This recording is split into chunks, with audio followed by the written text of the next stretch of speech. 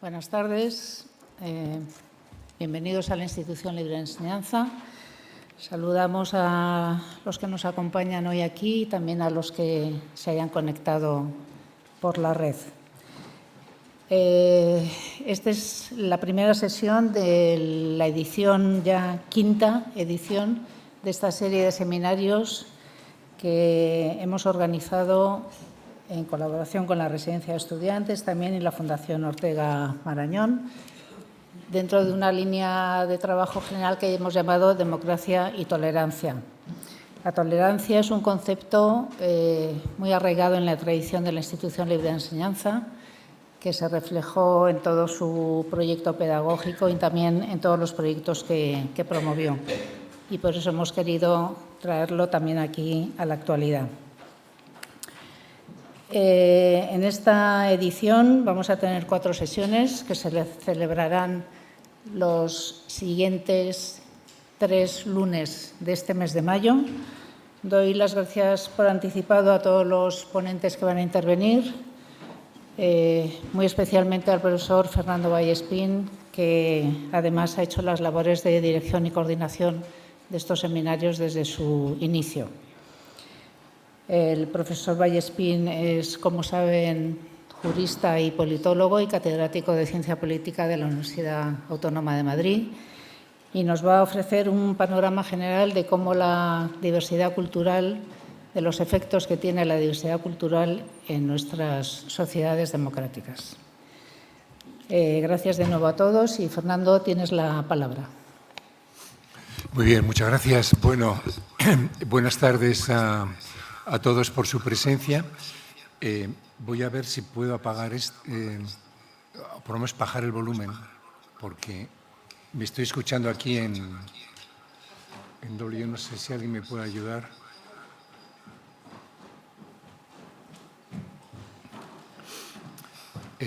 Mira, pruebo.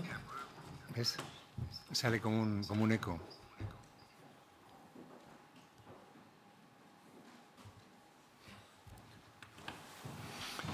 Bien, pues les doy la bienvenida de nuevo. Para mí es un placer volver a estar aquí en compañía de todo el equipo de la Institución Libre de Enseñanza, en colaboración con la Residencia de Estudiantes.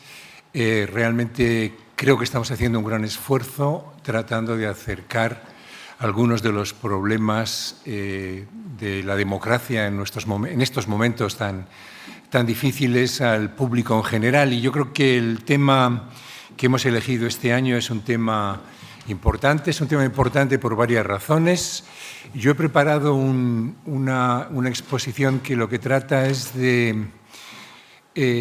trata fundamentalmente de que se vea cuáles son los problemas que subyacen a el título de estas jornadas, esto de democracia y diversidad.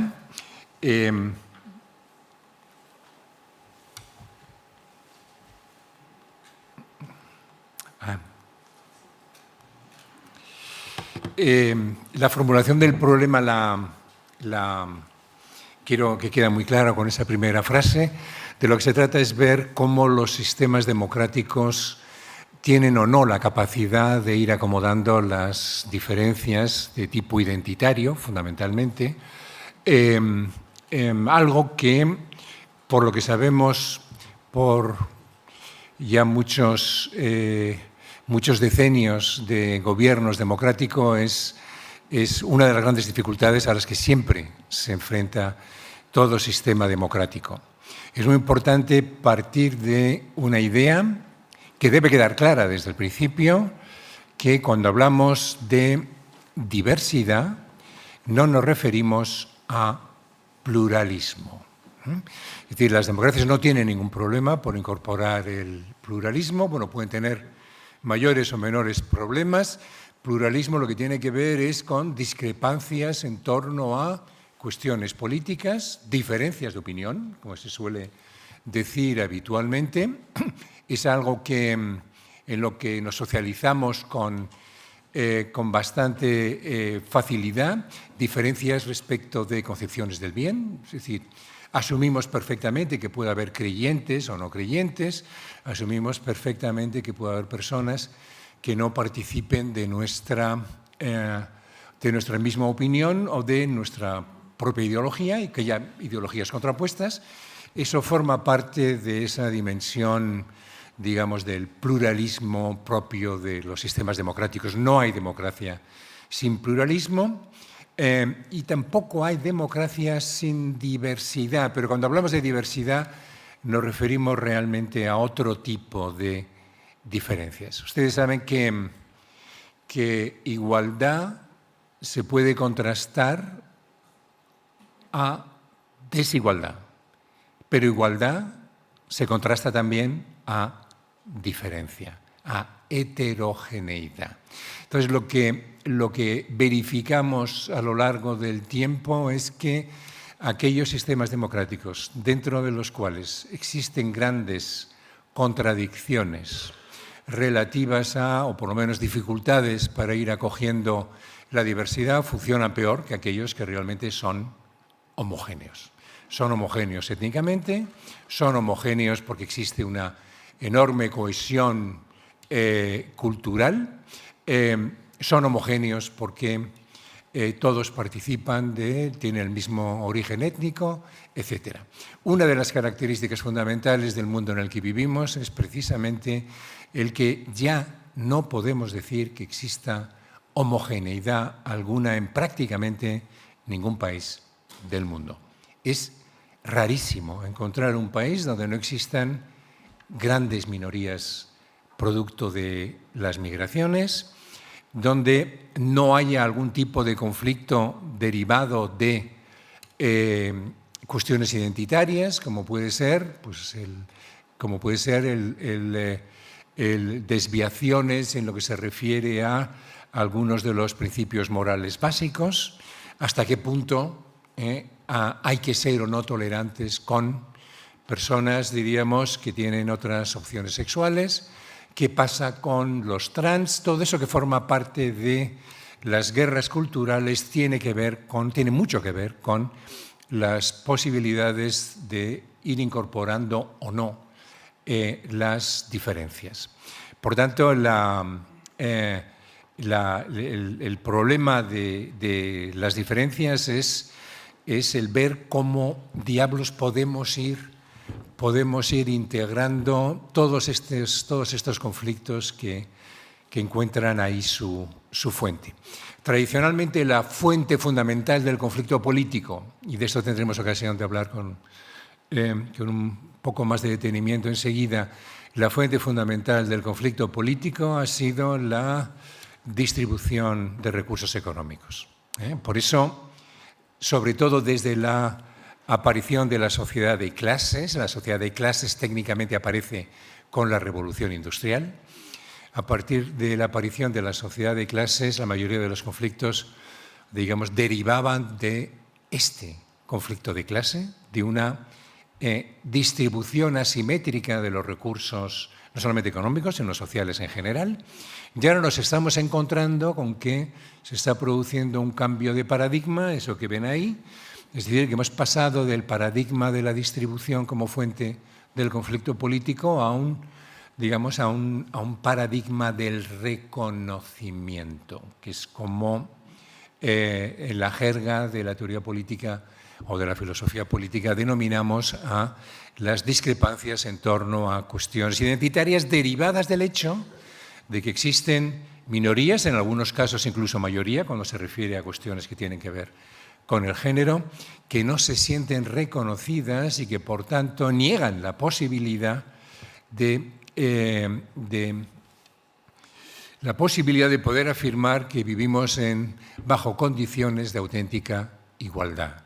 Es decir, que hay una dimensión de la igualdad que no tiene que ver con la distribución de recursos, a menos que pensemos en que existe un recurso llamado reconocimiento, lo iremos viendo a lo largo de esta tarde, llamado reconocimiento, del que, digamos, en el que pueda ser incorporado por parte de estos grupos que discrepan profundamente o que difieren por rasgos objetivos o por cualquier otro tipo de cualquier otro tipo de consideración, difieren de la pauta de la mayoría. Este es un tema central hoy.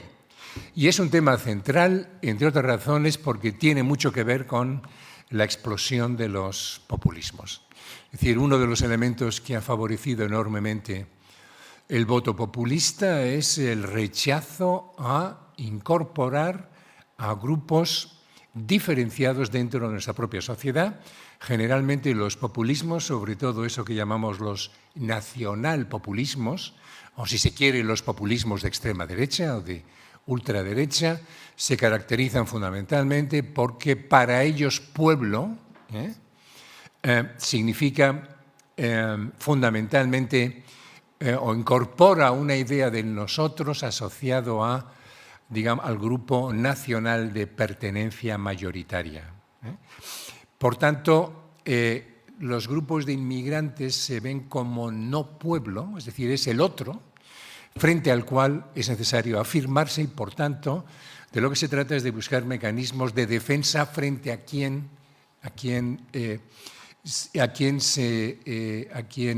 digamos, se siente como un extraño dentro del mundo en el que vivimos. Estamos viendo que las políticas de Donald Trump encajan perfectamente en todo ese combate a todo lo que signifique diversidad. Lo vemos en los ataques a la inmigración, lo vemos en los ataques a las políticas que tratan de enmendar precisamente los problemas derivados de la inclusión de grupos étnicos minoritarios, pero la inclusión también de, digamos, de cuestiones de género, de políticas que tienen que ver con la discriminación positiva. Por tanto, el problema yo creo que ha quedado claro. De lo que se trata ahora es de ver cómo hemos venido haciendo para acomodar las diferencias identitarias.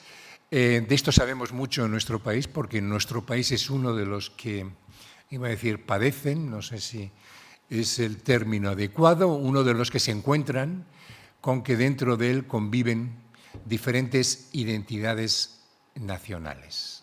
Entonces, bueno, uno de los mecanismos tradicionales para resolver el problema de las identidades nacionales es buscar, digamos, la creación de mecanismos de autogobierno para aquellos grupos que se sienten diferentes del grupo mayoritario. En España está muy claro, no hace falta ni siquiera que los nombren. Pensábamos que lo habíamos resuelto y de repente nos encontramos con que ven la dificultad de poder resolverlo, con que de repente aparece el procés, y cuando pensábamos que bastaba ya con esos mecanismos de autogobierno que habíamos incorporado en la Constitución, pues nos damos cuenta de que sigue habiendo todavía otras reclamaciones que van, digamos, que impiden que pueda resolverse el problema de la manera en que teníamos pensado. Esto es aquello con lo que nos encontramos en todos y cada uno de los mecanismos que tienen que ver con el problema de fondo. Igual que digamos, el otorgamiento de eso que, devuelto otra vez a nuestra jerga, llamamos derechos poliétnicos a diferentes comunidades de inmigrantes. Esto lo que significa pues, es el que, por ejemplo, pues, los inmigrantes de origen islámico pues, puedan tener un tratamiento diferenciado respecto de los demás alumnos en cuestiones tales como la enseñanza no solamente del Islam, sino el permitir, ya veremos que hay algunos países que esto no lo hacen, el permitir que puedan, digamos que las niñas, pues a partir de un determinado momento, pues puedan llevar velo, por ejemplo, o que se les excluya de algún tipo de actividad. Por ejemplo, que se fomente el que las niñas después a partir de una determinada edad, cuando pasan la pubertad, pues que acudan solo con otras niñas a la piscina. Esto ocurre en algunos lugares. Bueno, a esto lo llamamos derechos poliétnicos. Es decir, son mecanismos para ir acomodando este tipo de diferencias y luego las que conocemos bien, que son las medidas de discriminación positiva, que realmente de lo que se trata es de que de intentar compensar a grupos que históricamente venían siendo discriminados a lo largo del tiempo. Claro, aquí para el problema, sobre todo para la dimensión liberal de las democracias, hay un problema. Y el problema es que suponen desviaciones del principio de igualdad. Y supone desviaciones también de aquella idea que nosotros consideramos que es absolutamente fundamental, y es que no hay más derechos que los derechos individuales, realmente, o en todo caso los derechos sociales. O sea, el reconocimiento de derechos de grupo tenemos algunas dificultades para ir interiorizando, sobre todo cuando de lo que se trata es de que los supuestos derechos de grupo se impongan sobre los propios derechos individuales. Y este es un tema tremendamente conflictivo. Como ustedes saben, por parte de la derecha en nuestro país se afirma que el reconocimiento de autogobierno ha ido demasiado lejos y que está creando sociedades distintas y que, por tanto, no rige el principio de igualdad entre españoles. Esto es algo que leemos todos los días y que escuchamos en los discursos de algunos políticos. No es fácil de contradecir, pero bueno, aquí se trata de ponderar, digamos, el reconocimiento de una identidad nacional diferenciada, como puede ser la catalana o como puede ser la vasca, y tratar de que eso no afecte a la manera en la que puede generarse asimetrías en lo relativo a que gocen, por ejemplo, de mayores posibilidades de ejercer otros derechos, en particular los derechos sociales. Bueno, ¿por qué es un problema? ¿Por qué son un problema las identidades o las políticas identitarias? Alfred Eichmann tiene una distinción. Este es un sociólogo que es auténticamente maravilloso, es de mis clásicos favoritos porque siempre elige distinciones tremendamente inteligentes que permiten abordar problemas a partir de una distinción mínima muy sencilla. Reduce muchísimo la complejidad cuando trabajamos sobre determinados temas. Y él hace una observación que me parece que es muy importante para poder explicar el problema de fondo del que estamos hablando aquí, que es la distinción entre lo que él llama conflictos divisibles frente a conflictos indivisibles. ¿Y a qué se refiere con esto? Pues bueno, los conflictos divisibles son los que tienen que ver con la distribución de algún bien, ya lo hemos visto antes. Mientras que los conflictos indivisibles afectan a todo lo que tiene que ver con la identidad o el ser de alguien.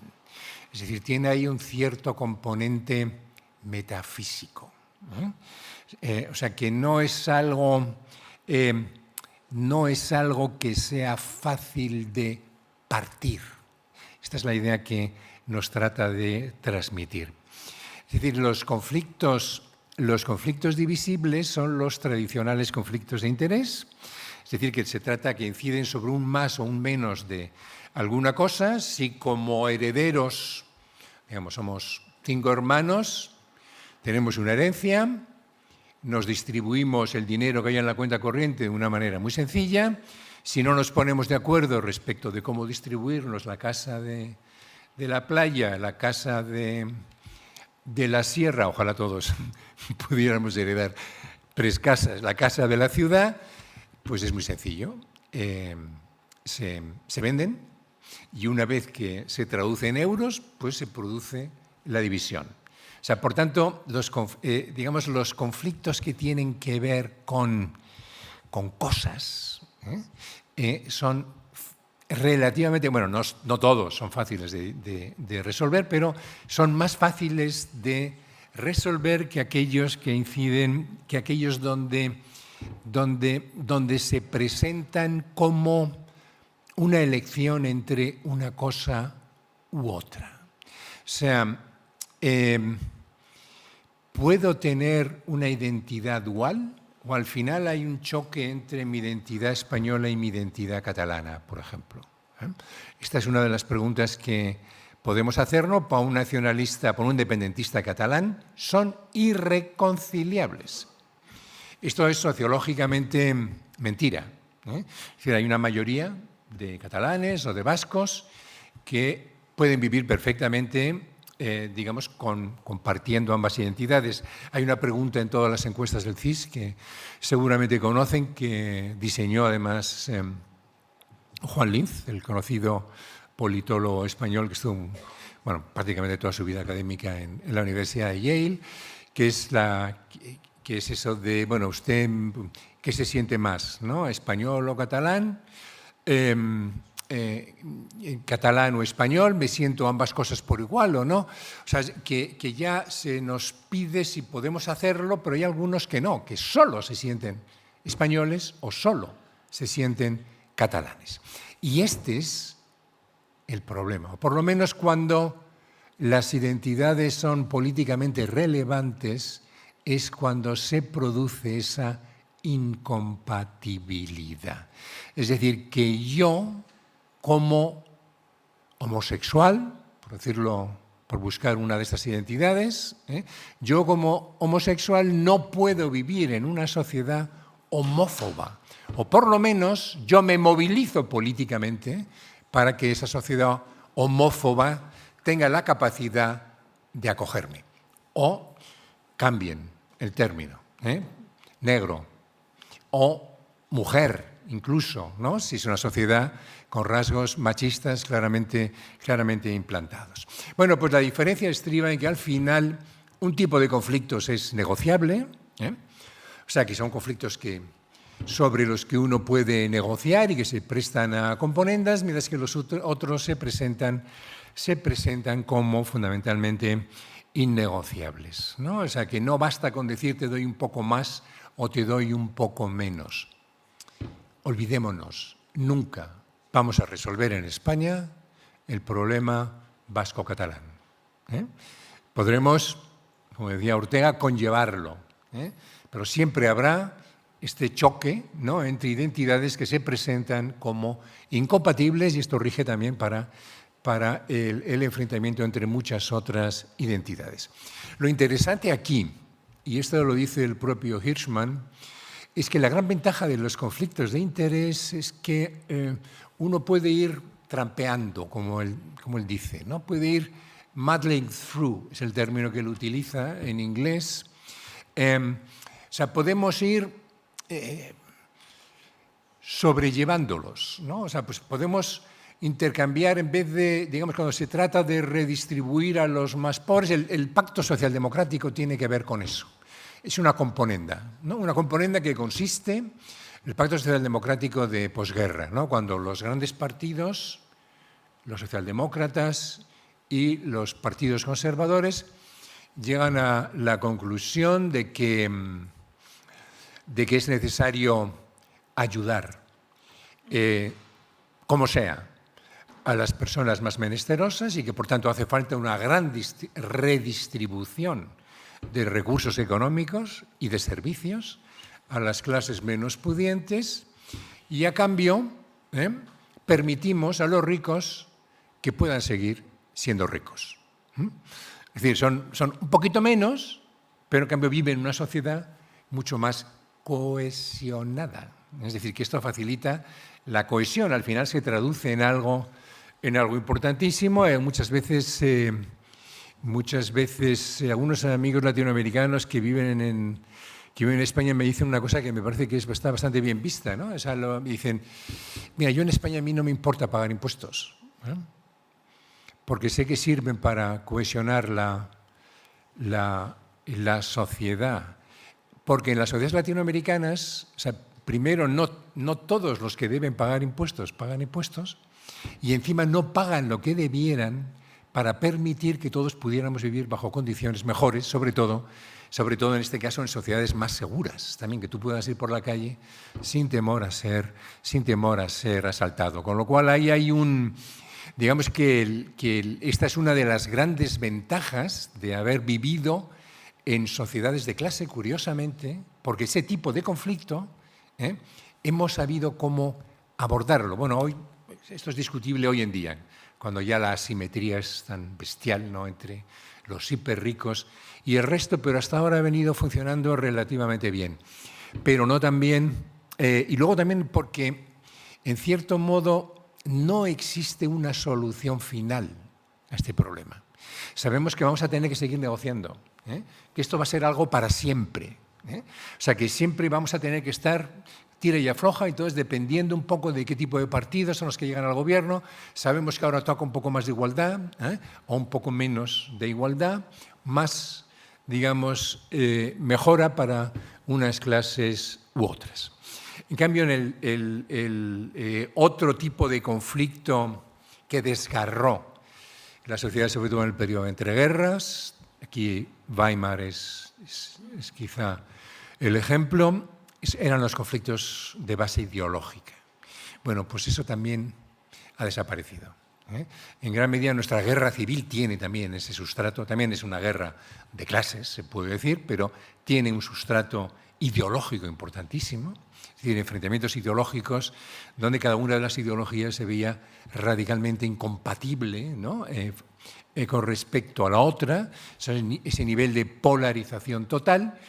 Esto también lo hemos ido superando, pero lo que todavía no hemos acabado de superar son los conflictos identitarios que brotan y rebrotan una y otra vez y mucho más en un momento de vertiginoso cambio social, donde el cambio se acelera, en un momento de migraciones, en un momento en el cual se nos exige continuamente el tener que participar, diríamos, o convivir con grupos diferenciados, con una pluralidad de identidades considerable.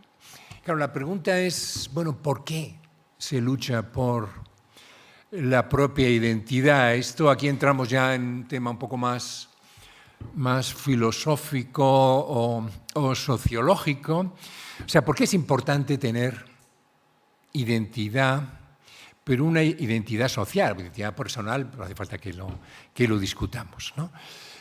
Bueno, pues porque, en cierto modo, toda identidad significa, es decir, es inevitable en toda sociedad el que cada grupo se le adscriba algún tipo de etiqueta. Es decir, toda persona, en cuanto nace, enseguida se da cuenta de que está siendo etiquetada, está siendo clasificada dentro de algún grupo. Cuando uno sale al extranjero, de repente se da cuenta de que es español y que a uno lo miran como español. Es inevitable. Y además, la primera pregunta es esa: ¿de dónde eres? Where do you come from? Esa es la primera pregunta a la que uno tiene que enfrentarse casi inmediatamente. Pero claro, si uno es negro, uno es consciente de que, bueno, si uno es negro en Senegal, pues igual no está etiquetado, porque todos lo son. Pero claro, si vive en Europa, toma conciencia también de eso, o si se es musulmán, o si se es homosexual. Es decir, que en cierto modo es inevitable el atribuirnos una etiqueta, y esa atribución de etiquetas tiene sentido para aquellos que la llevan, para aquellos que están incorporados dentro de ese nombre: negro, varón, mujer, homosexual, marroquí, español. Entonces, porque condicionan el comportamiento, condicionan las emociones, porque importan a la gente, porque es una manera de conectar el yo con el mundo social, donde esas clasificaciones son estructuradas, es decir, que esas clasificaciones, uno nace ya en un mundo donde estamos etiquetados, ¿no? Y donde aparecemos. Entonces, rico, pobre también son identidades, no lo perdamos de vista, que son identidades importantísimas. Y luego que hay una dimensión subjetiva, por tanto, pero también hay una dimensión objetiva, en el sentido de que la etiqueta que tengamos influye en la forma en la que los otros nos ven nos tratan, nos consideran. El gitano sabe cómo es visto, ¿no? Y les puedo decir, yo que estuve 4 años en el CIS, les puedo decir que es el único grupo respecto del cual los españoles manifiestan todavía algún tipo de reticencia. Hay una pregunta clásica que hace el CIS, ¿no? ¿Le importaría a usted tener como vecino A? Y ponen una serie de categorías, algunas positivas y algunas negativas, para que no... o sea, que también figuran estudiantes o familias numerosas, se supone porque hacen ruido, ¿no? Los estudiantes hacen fiestas, expresidiarios... sin embargo, el único grupo al que de verdad señalan es el de los gitanos, y eso lo saben los gitanos. Por tanto, hay etiquetas que tienen consecuencias para la psique de aquel que las lleva. Las mujeres lo saben bien también, porque saben que en un mundo de hombres pues tiene una importancia u otra. Pero también es, digamos,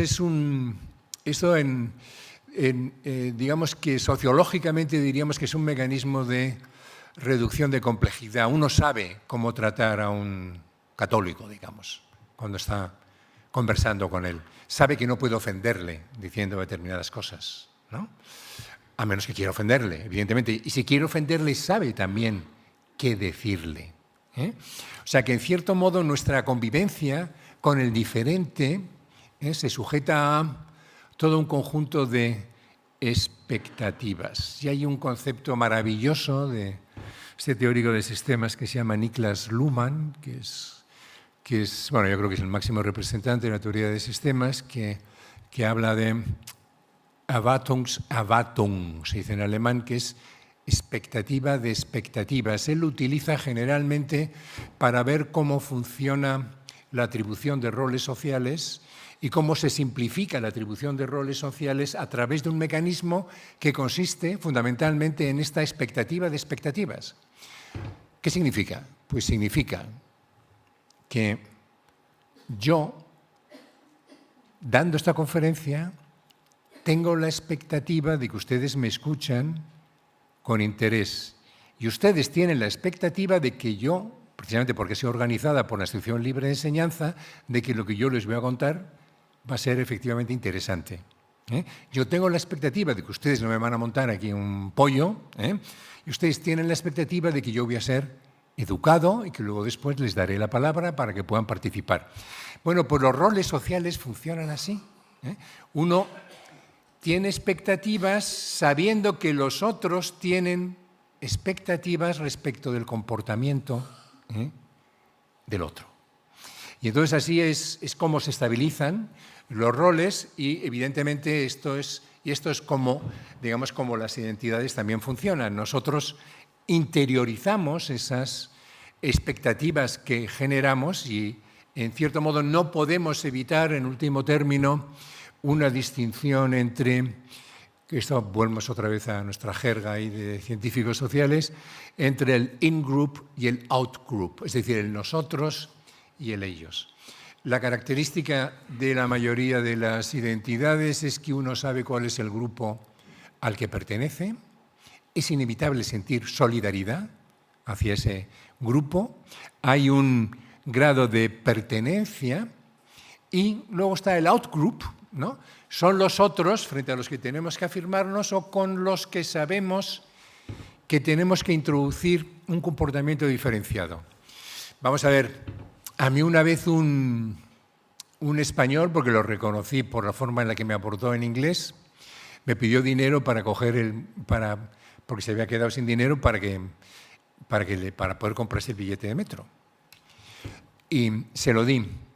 Y se lo di porque era español. Es decir, luego me di cuenta y digo, bueno, pues igual cualquiera me dice tal, pues yo digo, bueno, pues como cuando te piden por la calle, ¿no? Pues sigues. Pero al reconocerle el acento me di cuenta que era de mi in-group. Y eso no da igual, eso importa. Imagínense ustedes, ¿no? que eso no importara, ¿no? O sea, que nos diera igual que cualquier otro fuera igual, que no da igual que es una cosa que yo me encontré en la mili, por ejemplo, que soy todavía de esas generaciones que hacía la mili, me da un poco de vergüenza decirlo, pero lo pasé muy bien en la mili porque era muy divertido el grupo de personas con la que coincidí, pues que de repente la identidad estaba asociada no solamente a las regiones, porque España es muy regional, sino incluso al barrio. Y entonces la gente se ponía ahí en la gorra, se ponía Alcobendas. Entonces, claro, es decir, una identidad, ¿no?, para sobresalir ahí dentro de ese grupo, asociada realmente a eso. Bueno, eso que uno se lo pone es lo que uno interioriza, ¿eh? Y es con lo que uno, digamos, se exhibe a los demás, ¿no? O sea, entonces aquí hay, y esto desde luego no hace falta decirlo, esto se va creando culturalmente. El problema es que se generan muchas distorsiones y ahora esto que simplemente ha sido puramente descriptivo, realmente vamos a politizarlo, o vamos a ir introduciendo elementos de politización. Entonces, claro, el problema es que estas dimensiones de la identidad son todas muy discutibles. Es discutible quién pertenece a un grupo, ¿no? ¿Cuáles son los rasgos básicos del grupo? Luego volveremos sobre esto cuando tratemos de hacer ahí un retrato robot de lo que es un grupo identitario. ¿Cómo ha de comportarse o ser tratados por otros? Esto no lo sabemos, ¿eh? Entonces, a falta de una definición, lo que suele generalizarse es una atribución frívola de expectativos. Español, vago, ¿eh? Llega tarde, seguro.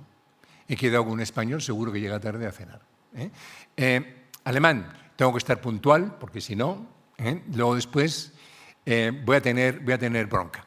Es decir, que el problema es cuando la pertenencia a alguna identidad va acompañada de una ubicación jerárquica dentro de las valoraciones que definen el grupo en el que vivimos, ¿no? El grupo social, estoy hablando ahora en términos más generales.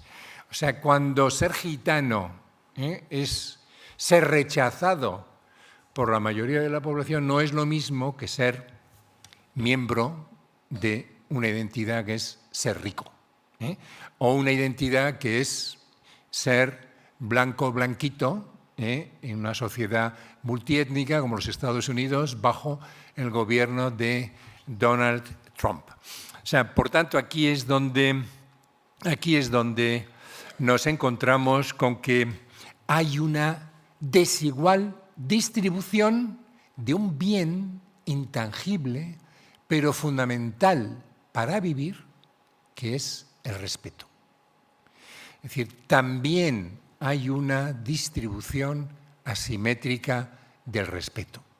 Y esa distribución se hace dentro de una jerarquía donde la atribución de las identidades es absolutamente decisiva. Uno de los autores que más ha trabajado sobre esto, que yo traté de traerlo aquí, pero pide millonadas, es de estos que forman parte, ¿no?, de la Champions League, ¿no?, de los circuitos de las conferencias, que es Apaya, que además tiene una identidad muy interesante porque es de padre inglés, de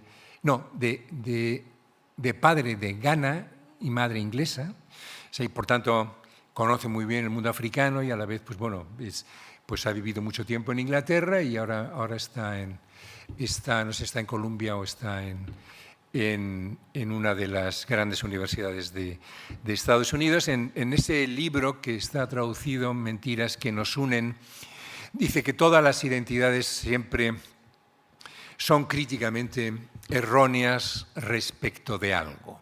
Es decir, que hay una construcción de ese tipo de jerarquías o de esa atribución de rasgos que es falaz, que distorsiona muchas veces incluso la propia definición de lo que es un grupo y que condiciona digamos, las relaciones que tenemos unos con respecto a los otros. Él señala que hay 4 grupos fundamentales, que los llama las 4 C, porque en inglés todos son con C. Uno es país, o sea, country. Otro es el credo, es la dimensión religiosa, el color, la clase y la cultura. Esos serían los elementos fundamentales que nos clasifican en determinados niveles de jerarquías. Pero hay muchas más. Hay opción sexual, estilo de vida, género, por supuesto, residencia geográfica, profesión. Hay profesiones que dotan de identidad, como por ejemplo ser minero. Es una profesión que viene asociada a una identidad, o ser pescador. Y entonces ahí, digamos, quienes pertenecen a ese tipo de grupos pues tienen un tipo de identidad laboral diferenciada, que en algunos casos es para bien, pero en algunos casos es para mal, etc. Pero lo que realmente politiza todo es cuando se produce la estigmatización de algunas identidades. Hay un vídeo que les recomiendo, que siempre se lo recomiendo a todo el mundo, de Hannah Arendt, cuando después de la Segunda Guerra Mundial volvió a Alemania. Le hicieron una entrevista, está en YouTube, lo pueden ver, es en alemán, pero está subtitulado en inglés, o sea que yo creo que es fácil de seguir. Es probable que incluso esté subtitulado en castellano, porque tiene decenas de miles de visitas. Y el entrevistador, bueno, es muy divertido también, no solo porque sea en blanco y negro, sino porque ella está continuamente fumando. Y en un momento dado, el propio entrevistador, que allí nos damos cuenta de cómo cambian las costumbres, empieza a fumar también. Entonces, a medida que va avanzando la entrevista, se va llenando de humo. La conversación de repente aparece envuelta en la niebla, ¿no? Entonces, o sea, es la entrevista en la niebla de Hannah Arendt, no me acuerdo ahora el nombre del periodista alemán, y en un momento determinado él le pregunta a ella, bueno, usted, o sea, no se lo dice con estas palabras, lo que le quería preguntar es, ¿cuál es su identidad? ¿No? O sea, ¿usted qué se siente? Porque claro, nació en Alemania, es judía, ha vivido desde entonces en Estados Unidos, tiene nacionalidad estadounidense, estuvo viviendo también un par de años ahí en Francia, y ella dice, mi identidad es la lengua alemana. Es una cosa preciosa. Es decir, yo me hice quien soy a través de una lengua que es el alemán. No, ojo, Alemania, sino la lengua alemana. Esa es la que a mí me conformó con todo lo que significa de la filosofía alemana, la literatura, todo eso. Pero, atención, lo que viene después es lo importante.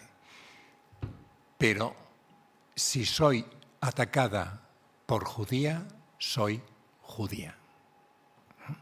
Es decir, yo no puedo, porque además ella vivía en una casa perfectamente integrada, es decir, que yo no tengo conciencia de diferencia de ser mujer, pongamos por caso, ¿no? Pero si yo me doy cuenta de que en un proceso de selección me han dejado fuera por ser mujer, ojo, protesto como mujer. O sea, claro, ella lo que quería decir con eso es, a mí me han convertido en judía. O sea, no solamente porque lo sea étnicamente, sino porque he vivido en un ambiente donde se perseguía a los judíos. Luego en esa entrevista también, bueno, véanla. Dice una cosa muy bonita ahí sobre cómo fue posible, ¿no?, la llegada del nazismo y qué hizo ella, ¿no?, cuando se encontró con aquello. Y dice, bueno, al principio yo veía que eran unos locos y dije, bueno, pero estos locos no pueden ir a ninguna parte, ¿no? Están chalaos. Pero bueno, fui preocupándome cada vez más cuando fui viendo que, bueno, que el número de personas que iban formando parte de este grupo iba en aumento, pero sobre todo cuando tomé la decisión de irme de Alemania, de huir, fue a partir del momento en que me di cuenta de que habían caído ya, algunos de mis amigos habían caído ya en esa trampa. ¿no? O sea, entonces, bueno, ahí es... Pero claro, ahí es donde vemos cómo las identidades no es algo que de repente la gente se inventa. O sea, las identidades tienen relevancia política cuando sirven para acoger algún tipo de asimetría en esa distribución del respeto a la que aludíamos antes. Y bueno, aquí es donde nos encontramos con la discrepancia para buscar una solución. Y hay dos corrientes, las voy a simplificar mucho porque esto nos podría comer todo lo que queda de conferencia. Digamos, aquí hay una discrepancia por simplificar mucho, entre liberales y multiculturalistas. Es la distinción entre liberalismo y comunitarismo, que seguro que alguna vez han oído hablar de esto, y lo podemos ver muy claramente, por ejemplo, en lo que se refiere a los modelos de integración de inmigrantes, donde hay pues, dos grandes modelos. Lo digo ya, ninguno de ellos funciona. Esto es muy importante que lo tengamos en cuenta. No hay ningún modelo de integración de los inmigrantes que funcione. Son dos tipos ideales, pero que recogen muy bien las dos filosofías que nos encontramos respecto de la cuestión de las identidades. Bueno, el modelo de asimilación lo que viene a decir es que bueno, el Estado es neutral. O sea, el Estado no tiene identidad, no tiene preferencia por ninguna identidad. O sea que, igual que no tiene preferencia por ninguna religión, con las identidades tenemos que operar exactamente igual que con las religiones. Resuélvanlo ustedes en el ámbito de lo privado. Por tanto, de lo que se trata es de que a mí me vean como imparcial. Es decir, el principio de no discriminación es fundamental. Si se cumple ese principio, realmente no deberíamos tener ningún problema con las identidades. Discriminación por razón del sexo, discriminación por opción sexual, discriminación por origen étnico. Cualesquiera que sean las discriminaciones en las que pensemos, se puede resolver a partir de un principio básico del liberalismo, que es el principio de igualdad, digamos, en el reconocimiento, porque en cierto modo viene a ser así, que es este. Entonces, el Estado no puede ser católico, ni ser protestante, ¿no? Ni ser islámico. El Estado tiene que ser neutro. Y lo que se trata fundamentalmente es de que puedan convivir.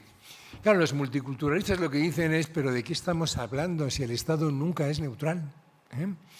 Si en todas las constituciones de los países que nos rodean, ¿no? En la propia Constitución española se da prioridad a una determinada religión. Si quienes realmente tienen acceso, diríamos, a la educación o a formar parte del sistema educativo suelen ser grupos dotados de una determinada identidad religiosa. La Constitución alemana, por ejemplo, pues dice que protegerá a las dos grandes religiones del Estado, que son la protestante y la católica. Incluso menos mal que la reformaron. La Constitución irlandesa dice que está informada por los principios católicos y que los principios católicos señalan, y esto lo dice literalmente, un rol específico, distinto, para el varón y la mujer. O sea que esto es... bueno, y era una constitución democrática, una constitución liberal, pero bueno, ¿cuándo nos vamos de fiesta? Pues cuando es Semana Santa. ¿Y qué es la Semana Santa? Pues es una fiesta cristiana. ¿Cuándo nos damos regalos? Cuando es Navidad. ¿Y eso qué es la Navidad? Pues es también una festividad cristiana, ¿no? O sea, y esto ocurre en Estados Unidos, ocurre en España, ocurre en Francia. Se han anulado muchos días festivos, ¿no? de Corpus Christi o incluso San José, que en algunos lugares pues sigue siendo festivo. O sea, que no se dota de igual reconocimiento a unos grupos que a otros, y aquí en particular, por ejemplo, a algunos grupos religiosos que a otros, que siempre inevitablemente hay una reproducción cultural que favorece a la cultura mayoritaria. Y que por mucha entrada que haya de otros grupos culturales, realmente es muy difícil luchar contra eso. Entonces, el modelo de asimilación lo que dice es que la mejor manera para poder integrar es que se mantengan las libertades individuales, ojo, de asociación y de libre expresión, de tal manera que uno puede asociarse a un grupo religioso o a un grupo que favorece, diríamos, que nos permite que nuestros hijos les puedan seguir educando en la Torá, ¿no? en la religión judía, pues bueno, incluso le enseñen la lengua de nuestros abuelos de origen, o lo que sea, pero que en último término el objetivo es el melting pot. Es decir, que las identidades se diluyan en un todo, en el que se van difuminando las aristas más sobresalientes de cada uno de los grupos que lo integran. El melting pot es el gazpacho. Sí, es la mejor metáfora, yo creo, para eso. Es decir, que tú le metes tomates, le metes pepino, le metes pan, le metes, bueno, ¿qué más lleva el gazpacho? Cebolla, bueno, lo que lleve. Lo metes en el turmis y entonces, bueno, pues claro, pero por supuesto queda el color rojo del tomate, ¿no? Apaciguado, que es, digamos, el grupo cristiano en Estados Unidos. Hay algo, claro, es más tenue porque también hay mucho pan, ¿eh? Luego hay puntitos verdes de algo de pimiento que hemos metido. Bueno, este es el ideal, digamos, de integración del modelo de asimilación. Eso es lo que también a lo que aspira Francia, que es el otro gran modelo, que es el modelo republicano, que poco a poco eso se va diluyendo, mientras lo que vienen a decir a los modelos multiculturales, esto no es posible, y realmente a lo que debemos aspirar es a otro modelo, otra metáfora, la ensaladera. O sea, cortar cachitos de cada uno de tomate, cortar cachitos de tal, que el tomate siga siendo tomate, que el pimiento siga siendo pimiento, etc. Eso sí, todos rociados con aceite y vinagre y sal, que es lo que nos unifica, ¿eh? Y por tanto todos tenemos ese sabor a vinagre y aceite, pero el tomate sigue sabiendo a tomate. No está diluido, como en el gazpacho. Bueno, por tanto, de lo que se trata es de otorgar derechos de grupo que tengan la posibilidad de seguir marcando esa diferencia, ¿eh? Y que eso es lo que realmente al final acabará integrándonos mejor, porque así podemos, es decir, porque así evitamos la falta de respeto de esas minorías, de momento que les reconocemos, les atribuimos un estatus equivalente al grupo de las mayorías. El modelo de asimilación lo que viene a decir es que no es necesario hacerlo, que eso ya de por sí mismo realmente se irá produciendo a través del asociacionismo o de la libre interacción social. Si alguien siente necesidad, como he dicho antes, de incorporarse más a un grupo que a otro, pues puede hacerlo perfectamente, pero lo que es muy importante es, en todo caso, tener un control de que el sujeto que se integra dentro de estos grupos lo hace voluntariamente. Y si no, intervenimos. Va en contra de los derechos individuales, digamos, la atribución de parejas de matrimonios, o sea, los matrimonios negociados, los matrimonios impuestos. Si sabemos que un grupo lo practica, lo atajamos. Mientras que los otros, pues lo que hacen es blindar al grupo, de tal manera que para la sociedad común es muy difícil realmente saber lo que ocurre dentro de esas subculturas que habitan dentro de su propio territorio. En ningún lugar funciona, como he sabido, de forma consecuente ninguno de estos dos modelos. Al final siempre acaba habiendo reconocimiento de alguna de estas identidades de una manera más o menos explícita. Ahora Trump, por ejemplo, lo que está tratando es de volver otra vez al modelo de asimilación, pero haciendo que haya un gazpacho donde hay un rojo intenso y que sea lo único que se ve, ¿no?, realmente de la sociedad estadounidense, que sea los blancos cristianos y varones a poder ser, y si no, pues ese tipo de feminidad, ¿no?, que los trumpistas les gusta, que suele ser la portavoz, por ejemplo, de la Casa Blanca, ¿no?, que es así con mucho maquillaje, ¿no?, son un poco como Barbies, ¿no?, que es ese también es una especie de estereotipo de feminidad, ¿no?, de ese tipo de derecha de Estados Unidos. Y bueno, lo importante de todas las maneras del modelo multicultural, y yo creo que este es el punto positivo que ha tenido esta discusión, es que lo que nos viene a decir es, que la autonomía individual está unida también a la pertenencia a algún grupo. O sea, uno no es una isla, digamos que está ajena completamente a influencias culturales. Y uno necesita formar parte de alguna isla. Y por tanto, si le quitamos esa isla, ¿no?, en la que se ha venido educando, en la que ha ido desarrollando su identidad, pues lo que hacemos es vulnerar un derecho.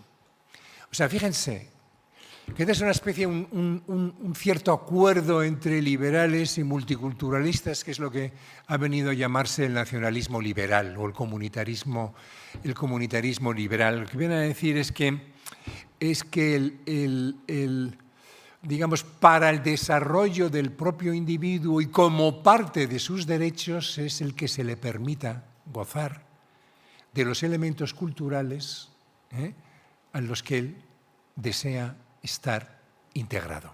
O sea, que necesitamos una comunidad y que, por tanto, esa comunidad necesita un mínimo de blindaje, siempre y cuando, claro, esa comunidad le permita en un momento dado salirse de ella, que es lo que sabemos que muchas veces no ocurre. El núcleo filosófico de las políticas de estas políticas multiculturales lo encontramos en un autor que se llama Charles Taylor. No tengo tiempo de meterme ahí porque nos queda poco tiempo. Bueno, en cierto modo lo que nos viene a decir Charles Taylor es que vamos a ver, si yo soy negro en un país multirracial, Estados Unidos, pongamos, yo no puedo identificarme con ese yo colectivo, porque a mí se me mira como negro. A mí me trata de forma diferenciada la policía. A mí me disparan. Si me detienen, o tengo mayores posibilidades de que me disparen si me detienen, con lo cual yo necesito tener algún tipo de protección derivado precisamente de la falta de respeto a esos elementos de mi identidad. Por tanto, no solamente hay una obligación moral, sino que en cierto modo es la única manera de que podamos crear una sociedad verdaderamente cohesionada, porque claro, en el fondo, las sociedades más cohesionadas son aquellas que son más igualitarias y más uniculturales. Por eso los países escandinavos, antes de las grandes migraciones, eran el modelo perfecto de sociedad cohesionada, étnicamente uniforme y luego redistribución de recursos sociales la manera más igualitaria que se ha producido hasta ahora en ninguna otra sociedad. Bueno, esto después se ha trastocado con las grandes migraciones. Bueno, pues en cierto modo lo que viene a decirnos es que yo, como negro, a mí tiene que valorárseme lo que realmente me atribuye mi identidad, que es el ser negro. O sea, yo no soy un ser humano en esta sociedad donde vivo. A mí se me mira como negro.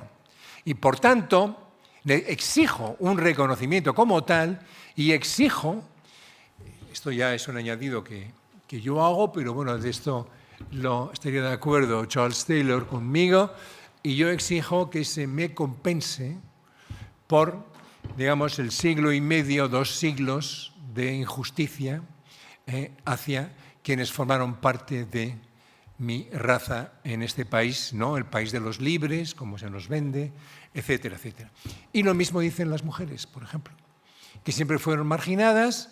Entonces, bueno, pues esto, por supuesto, pues llegará un momento en el que ya no haga falta, pero en un primer momento, pues es importante que las niñas vean que puede haber una presidenta del gobierno, que no todos sean presidentes masculinos del gobierno y que por tanto ahí el role model pues pueda funcionar.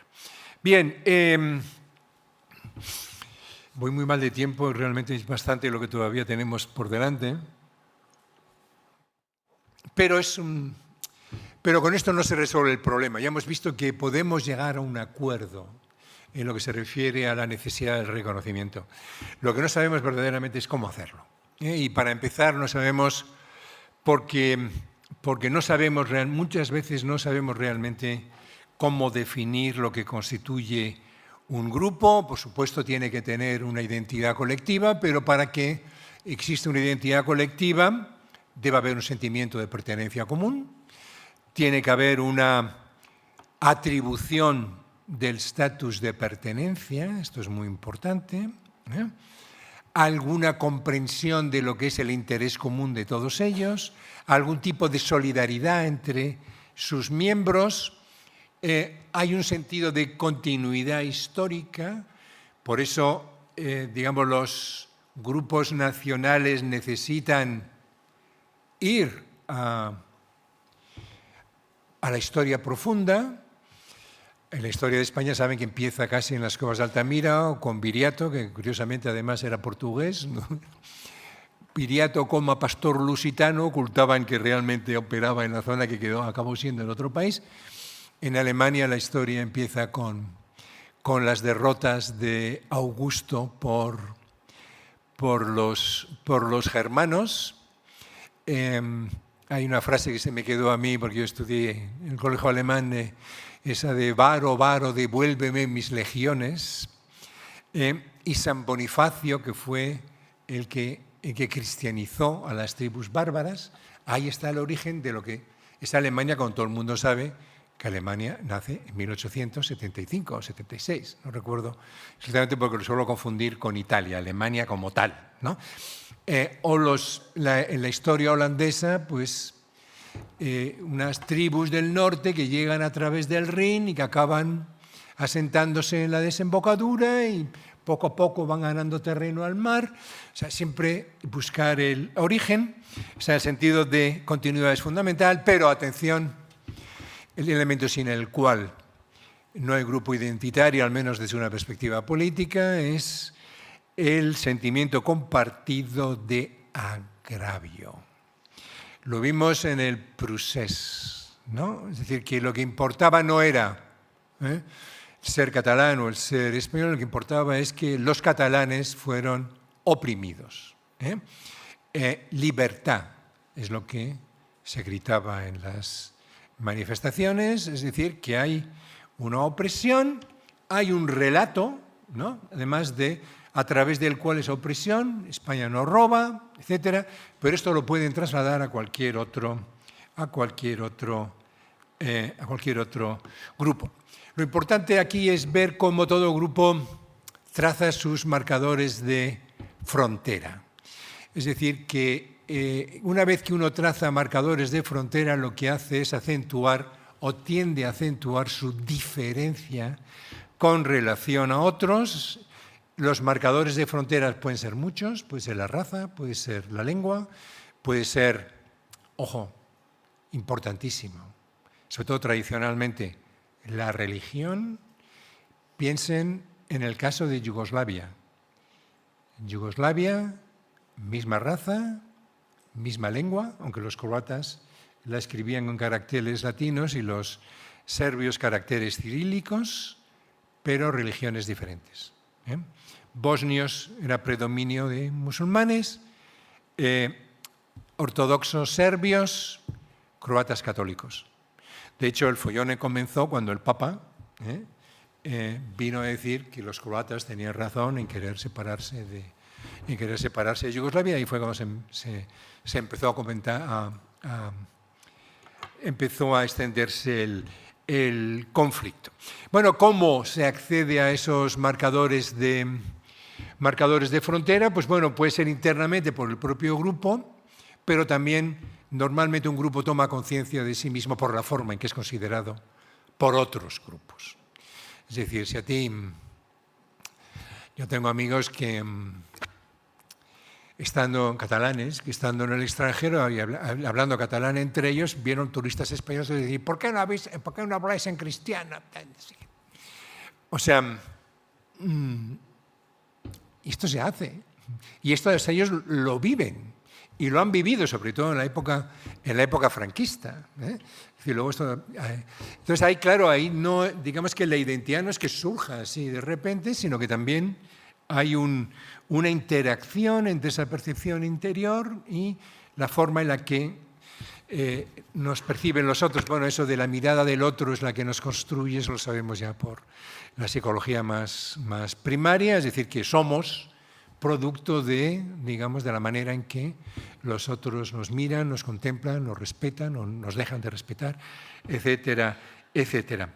Y lo que ocurre es que hoy que vivimos en un momento en el que los papeles sociales están alcanzando un nivel de abstracción y despersonalización continuo, por este cambio acelerado al que me refería al comienzo, pues, digamos, lo más fácil es recurrir a la estereotipificación. Con lo cual tendemos a crear estereotipos, donde los que predominan generalmente son los estereotipos nacionales. Últimamente está empezando y eso yo lo he observado fuera de Europa, está empezando a hablarse ya de un estereotipo europeo. Ojo, por contraste precisamente con Estados Unidos, sobre todo después de la explosión del trumpismo. Y eso me parece que es un tema bastante interesante, porque es posible que acabe cristalizando una identidad europea que hasta ahora pues, era más inventada que otra cosa.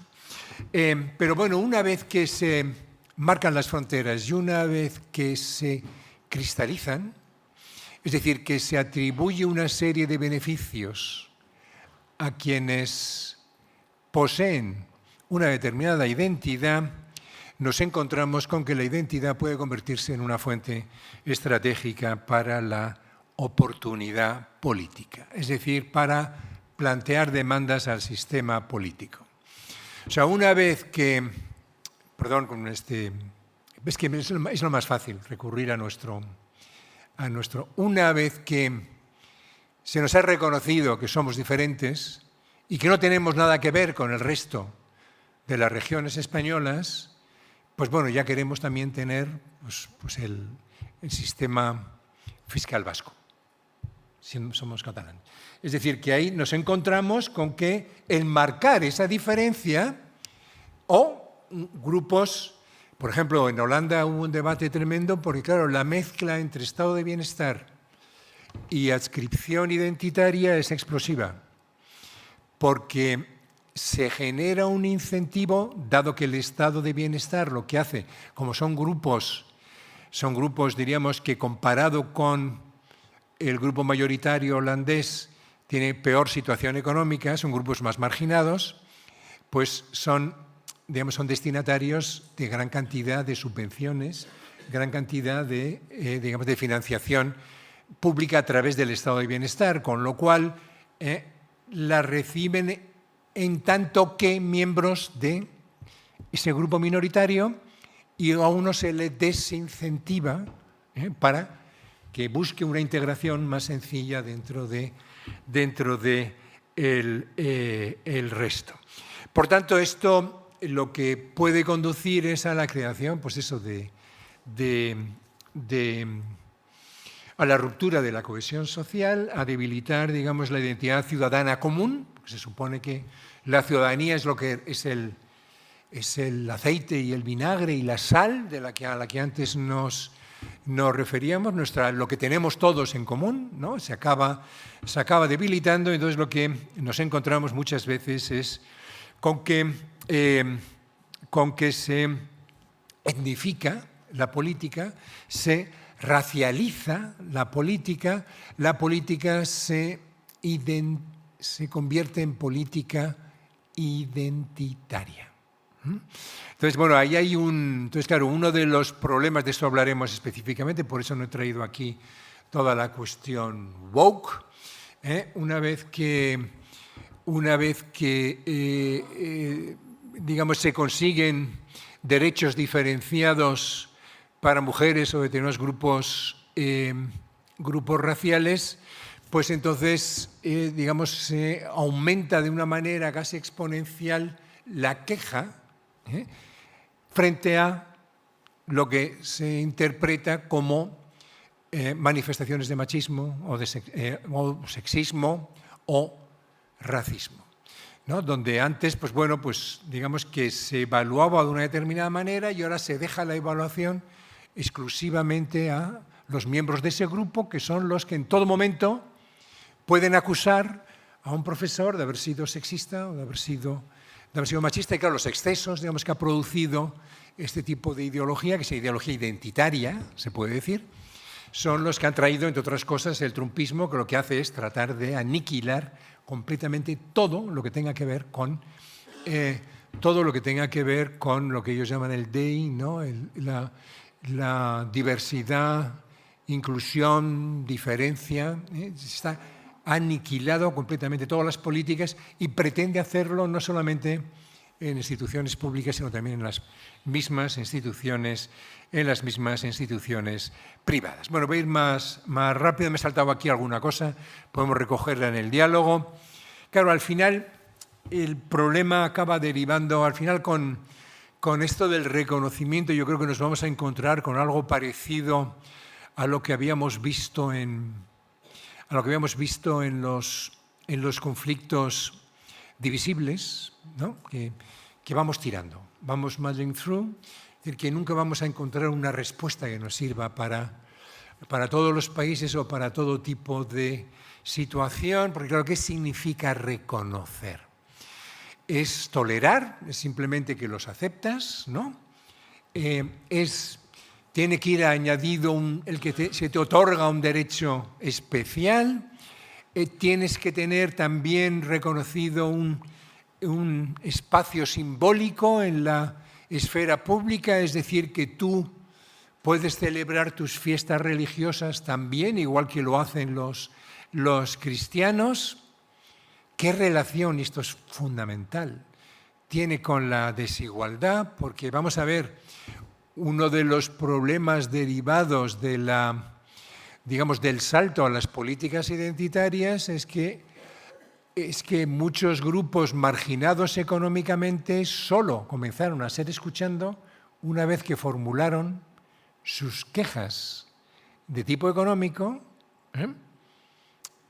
racializándolas, por decirlo así, ¿no? Culturificándolas. O sea, no es casualidad que no hay ningún problema con los musulmanes en Marbella. Ninguno. ¿Por qué? Pues porque la inmensa mayoría son señores del Golfo o de Arabia Saudita, ¿no? Los problemas se suelen producir, digamos, en grupos que no solamente son diferentes, sino que también son diferentes en el hecho de que económicamente están peor situados que los españoles en su mayoría. Y luego la clave fundamental es que, bueno, tenemos que ir jugando con esto, pero realmente el problema es cómo podemos evitar que a través de ese tipo de políticas se debilite la identidad ciudadana, la cohesión social, la unidad política en términos generales. Cómo poder evitar que se llegue a una relación de suma cero entre minorías y ciudadanía, que es, por ejemplo, lo que propone Trump. Es decir, aquí se ha acabado ya todo este jueguecito al multiculturalismo. Esto se tacha. Aquí volvemos a lo de siempre. ¿Cómo podemos hacerlo? Eso no lo sabemos. Yo le pregunté, vamos, esto que les voy a presentar no lo he hecho yo, me lo ha hecho ChatGPT. Es la primera vez que le pedí que me hiciera un cuadrito donde poder acoger, y la verdad es que ahorra muchísimo tiempo, y aquí yo creo que se recoge todo lo que podíamos ver que son los mecanismos a través de los cuales se trata de conseguir homogeneizar sociedades diversas. Porque ya parto de la base de que son plurales todas. Pues esto de educación intercultural, reconocimiento de múltiples identidades, ciudadanía flexible, políticas, sobre todo políticas contra discriminación estructural, narrativas públicas positivas. De que hay todo un conjunto de medidas que se están ensayando, que se han ensayado en unos lugares u otros. Donde están más avanzados con esto es Escandinavia, pero ahí ya saben que está en crisis. Igual que lo estuvo en Holanda. El único país multicultural puro que yo creo que es operativo es Canadá. Pero Canadá, atención a este señor que he citado, que es canadiense, Charles Taylor, le pidieron que hiciera un proyecto para ver cómo integrar a las minorías de inmigrantes que estaban acudiendo, ¿no?, en masa a la región de Quebec. Y al final, pues claro, él lo que dijo es que sí, por supuesto, que se gobiernen según sus tradiciones o hagan un poco lo que culturalmente venían haciendo en sus lugares de procedencia. Pero tienen que aceptar dos imposiciones, inevitablemente. Primero, hablar francés. O sea, no basta con que hablen inglés, porque es canadiense, sino francés, porque están en Quebec, porque esta es una imposición para mantener la identidad de Quebec. O sea que aquí en el multiculturalismo tienen que jugar con que se mantengan las identidades que vienen, pero, ojo, que dentro de Canadá también hay identidades que son diferenciadas. Y segundo, un respeto absoluto de los procesos democráticos y, por tanto, tienen que interiorizar todos los principios básicos, fundamentales de la democracia. Ahora, todo lo demás, que funcione como se quiera. Hay quien dice que hay un... Y esto se lo oí a Sartori cuando todavía estaba empezando. Sartori lo recuerdan, ¿no? Este politólogo italiano que se hizo muy famoso en España, ahora ya nadie lo cita, pero... Y Sartori sostenía la tesis de que hay un umbral a partir del cual es inevitable la reacción del grupo mayoritario, que es lo que estamos viendo con los populismos, que empezó a producirse precisamente cuando se trasladó ese umbral. Es decir, que ahora que hemos pasado ese umbral es cuando realmente tenemos que plantearnos muy seriamente ver cómo podemos integrar esa creciente diversidad dentro de nuestro universo de identidades. Bueno, lo dejo aquí, pero vamos a seguir todos los lunes hablando desde diferentes perspectivas sobre el mismo tema. Muchas gracias. Empezamos ya el diálogo cuando quieran.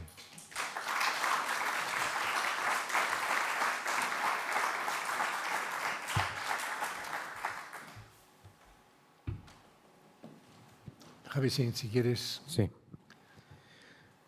¿Hay alguna... Bueno, muchísimas... Sí, no. Bueno, muchas gracias por esta primera intervención y enhorabuena. Yo creo que ha sido muy útil para entender el panorama general del ciclo y además yo creo que ha sido una intervención valiente porque hoy en día no es sencillo hablar sobre estos temas y en este sentido yo creo que es de agradecer contar con una propuesta que nos invite a pensar y a dialogar sobre estos temas que con frecuencia son espinosos y que nos ofrezca como categorías para pensarlos y salir también de nuestras propias identidades, ¿no? Y bueno, una de las preguntas que se pueden plantear, que es una pregunta lógicamente abierta, pero que puede servir para seguir haciendo un diagnóstico general, es ¿por qué los problemas identitarios se han convertido en un problema ahora, ¿no?, para las democracias contemporáneas, ¿no? Porque sabemos, gracias a los historiadores, a los sociólogos, que en esa época, digamos, a la que muchas veces hacemos referencia basada en el conflicto redistributivo, también había identidades, ¿no? Que la identidad burguesa, dice Bourdieu, está construida. Thompson dice que la clase obrera también tenía una identidad muy fuerte, ¿no?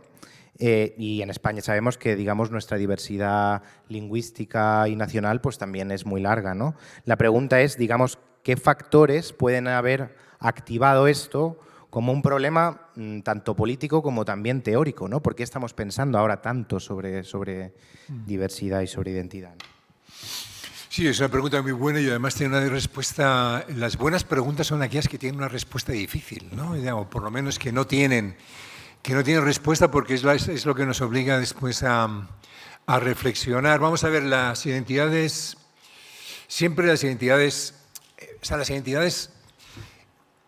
son inevitables porque el ser humano es un ser tribal, ¿eh? O sea, no podemos concebirnos con independencia, y en esto los comunitaristas tienen razón, ¿no? O sea,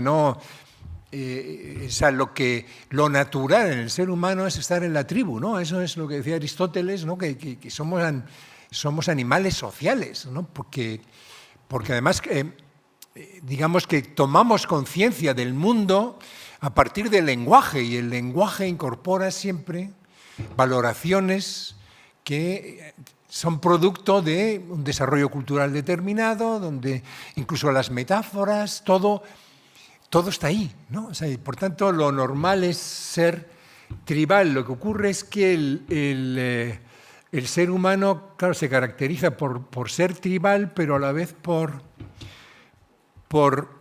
gustarle conectar con otras tribus, o necesita intercambiar productos con otras tribus. Es decir, que tiene un elemento, por decirlo así, comercial, ¿no? Y por tanto necesita lo que produce otro, que puede que hable otra lengua, y entonces no tiene más remedio que interactuar, y hay una especie de reconocimiento mutuo que se basa en el intercambio. Bueno, es esto tan conocido de Montesquieu, ¿no? Que la fuente de la paz siempre es el comercio, ¿no? Que es lo que se creyó, por cierto, se creyó Angela Merkel, y luego se encontró, ¿no?, que pensó que la mejor manera de incorporar a Rusia era pues, a través de comprándoles el gas, ¿no?, y incorporándoles en un esquema comercial más amplio. Luego nos dimos cuenta con que no. No, pero yo creo que mucho tiene que ver con el hecho de los sistemas de dominación tradicionales. Digamos, había una interiorización de la dominación que desaparece en las sociedades democráticas, ¿no? O sea, es decir, el siervo o el esclavo sabía que su destino era seguir siendo esclavo, igual que el siervo, igual que el proletario, ¿no? Hasta que de repente Marx le empezó a comer, Marx o digamos los anarquistas empiezan a... Es decir, que hay un proceso de emancipación, ¿no?, que no solamente tiene que ver con clases o grupos sociales, sino también con minorías. O sea, una cosa, por ejemplo, que hicieron muy bien los imperios es que normalmente no interferían en la vida de las subnaciones que formaban parte de ellos.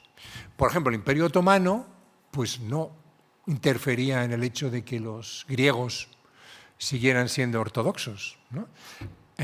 Trataban, por supuesto, de llevar el Islam allí donde podían, pero No necesariamente, y lo mismo hacía el Imperio Austrohúngaro, ¿no? Generalmente pues eran, digamos que había un reconocimiento de un mínimo identitario y eso estalla con las revoluciones nacionales. Entonces es cuando aparece el nacionalismo ya como, digamos, como un elemento de identidad, pero es porque esta es una explicación habermasiana que a mí me parece que tiene mucho sentido, que es cuando desaparece la comunidad.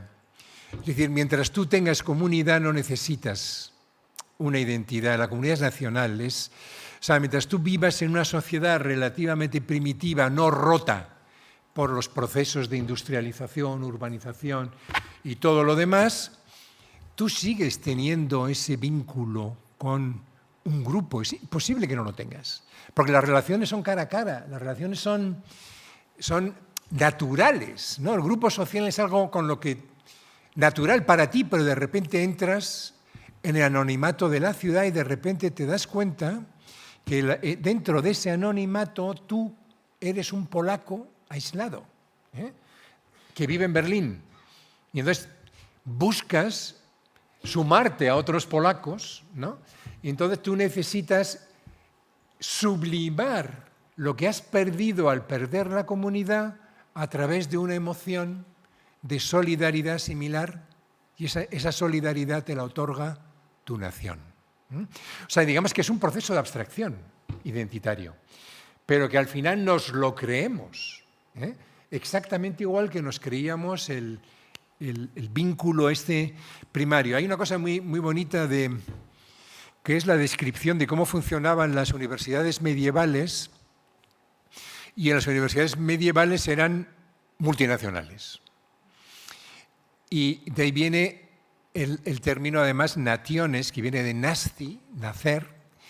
A los estudiantes se les agrupaba nacionalmente, cuando todavía no estaban formada la idea de nación, ¿no? O sea, los escoceses, los gallegos, los castellanos, o sea eran naciones primitivas es decir, cuya conciencia era tremendamente local.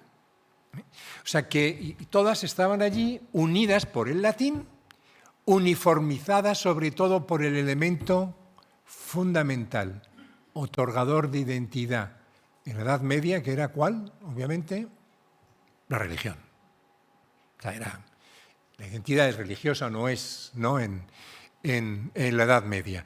Entonces, claro, ahí poco a poco, pero claro, esa identidad también se va desvaneciendo, se va debilitando y aparece esa otra identidad cada vez más potente, que es precisamente la identidad nacional. Y yo creo que eso, una vez que las democracias están en funcionamiento, pues digamos, tú aspiras a mayor libertad, es decir, que tú tienes más capacidad, o te otorgan, diríamos, una mayor capacidad para que tú puedas exigir más a la sociedad en la que vives. Y si tú ves que te ponen pequeñas zancadillas por el hecho de ser mujer, por el hecho de pertenecer a una minoría de un determinado tipo, pues te levantas, ¿no? Entonces conviertes, digamos, tu lucha en una lucha identitaria, ¿no? O sea, que yo creo que por ahí es por donde habría que interpretar un poco esto. Lo que pasa es que, bueno, igual que una cosa es amar a tu país y otra cosa es el nacionalismo, ¿no? Exacerbado. Igual que uno puede ser madridista, como soy yo, moderado, casi ya me da igual que, como no me cae muy bien Florentino, casi hasta prefiero a veces que pierda, ¿no? Que no ser madridista de ultrasur, ¿no? O sea, que eso, claro, ahí es donde de repente, porque claro, todo el mundo dice, bueno, pero ¿por qué no pueden convivir identidades? Pueden convivir identidades dependiendo de la necesidad más o menos sentida de hacer que una de las identidades que posees sea la que, digamos, sea la que te absolutiviza, Es decir, si tú vives en el extranjero, tu identidad española no es la misma que si vives en España. O sea, es mucho más fuerte. Es inevitable. Es inevitable. Lo sé porque he vivido en el extranjero. Es inevitable. Mientras que en España se me diluye. Yo me siento europeo, me siento ciudadano del mundo, ¿no? O sea, me siento que carezco de identidad nacional. Es mentira. Estás fuera, Pues el ejemplo que de las libras que di a este que me pidió ahí dinero por la calle en Londres, ¿no? Entonces yo creo que ahí hay un mecanismo, ¿no? que en cierto modo a veces se nos inflama una identidad, ¿no? Lo dice muy gráficamente Fernando Savater, antes de que le ocurriera a él, con perdón, que una cosa es tener apéndice, que tenemos todos tenemos identidad, ¿no? Nacional, por ejemplo, y otra cosa es tener apendicitis, ¿no? Es decir, que de repente el apéndice se te convierte en la furia, ¿no? Entonces ahí es donde, y ese es un poco el ver cómo podemos ir equilibrando unas u otras. Pero eso depende mucho de contextos específicos, de dónde vive uno, de hasta qué punto es o no reconocida su identidad diferenciada. No tratamos igual en España, no nos equivoquemos, a un europeo que a alguien que viene de fuera de Europa, o de otros lugares. Tratamos mejor a los latinoamericanos que a inmigrantes que vienen de otros sitios. Es inevitable, porque también compartimos una serie de rasgos identitarios, una vez más, religión, historia. Entonces, bueno, eso es natural y eso no tenía por qué crear ningún tipo de conflicto, pero claro, muchas veces el exceso, ¿no? O digamos la represión excesiva de las identidades de personas que sinceramente además no ven satisfecha su identidad. Yo creo que hay que saber ponderarlo muy bien en cada caso específico. Yo creo que no ha habido hasta ahora, por ejemplo, en Estados Unidos pues habían equilibrado muy bien esa balanza, por lo menos en las últimas 2 décadas, ¿no? Y eso fue avanzando desde los años 60, tanto lo del sexismo como sobre todo el racismo, y luego se dio marcha atrás, ¿no? Y luego, hubo un exceso, ¿no? Digamos, un hiperidentitarismo, y ahora ha vuelto, diríamos, otra vez, digamos, el péndulo ha vuelto, pero además se ha puesto en el extremo radicalmente opuesto con Donald Trump. No es muy difícil mantener ese equilibrio y bueno, yo creo que por eso lo importante es ir pensando en cuáles son los mecanismos a través de los cuales la educación intercultural, o la educación, diríamos, en la tolerancia, la educación en la comprensión del otro, podemos ir transmitiéndola de manera que no salga solo. Y yo creo que a los niños les sale solo. Cuando uno observa, digamos, niños jugando, yo lo veo, por ejemplo, en el parque, ¿no? Y bueno, pues se comunican muy bien. Ahí nadie piensa quién es hijo de papá rico o no. Ahí la interacción es muy natural y yo creo que eso se puede seguir manteniendo y se puede seguir consiguiendo. ¿Hay alguna pregunta más? Porque si no acabo dando una ponencia bis. Hola. ¿Qué tal? José María Luján. Enhorabuena y todas estas cosas, ¿no? Yo quería introducir una reflexión a partir de la metáfora gastronómica, que es esto de la ensalada y el gazpacho, que es la importancia del cambio. La importancia del cambio. Porque el gazpacho no siempre ha sido rojo. La importancia del cambio. Del cambio en las identidades. Del cambio, es decir, de que las cosas no son el gazpacho no era rojo cuando no había tomate. El gazpacho no era rojo cuando el tomate no se empleaba. El gazpacho hasta el siglo XIX o hasta la mitad del siglo XVIII no era rojo, era blanco. Era pan y aceite. Luego ya se le echó el rojo. Igual la ensalada no era roja. Pero además el gazpacho era una cosa difícil de hacer, porque había que, en fin, no quedaba como un zumo, no había turmis.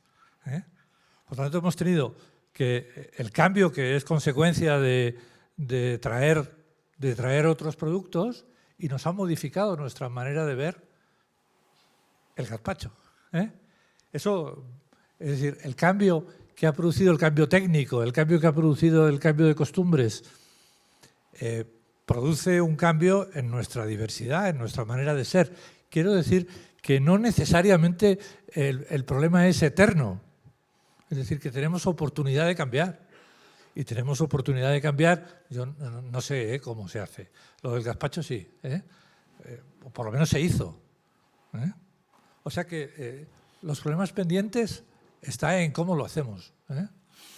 Sí, no, pero en eso no puedo estar más de acuerdo. Ahí el problema es el siguiente. Vamos a ver, por ejemplo, el caso francés, ¿no? Que yo he conocido chicas francesas de origen árabe, pero francesas, iguales que cualquier otra francesa de 20 generaciones, que llevan pañuelo.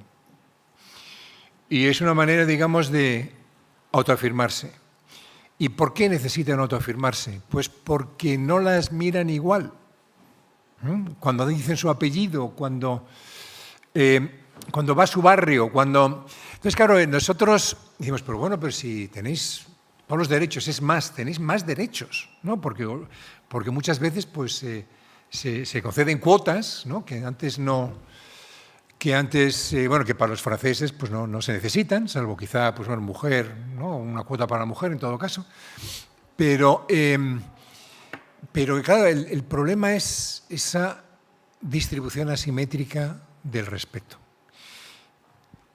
Y eso me parece que eso solamente lo vives si eres, ¿no? miembro de ese grupo. Y lo que hace que se radicalice el Islam, que esa es la gran paradoja, que uno lo que puede pensar es que por el hecho de socializarse en Francia, lo lógico es que acaben interiorizando, digamos, los principios universalistas de la Ilustración francesa, la République, bla, bla, bla, ¿no?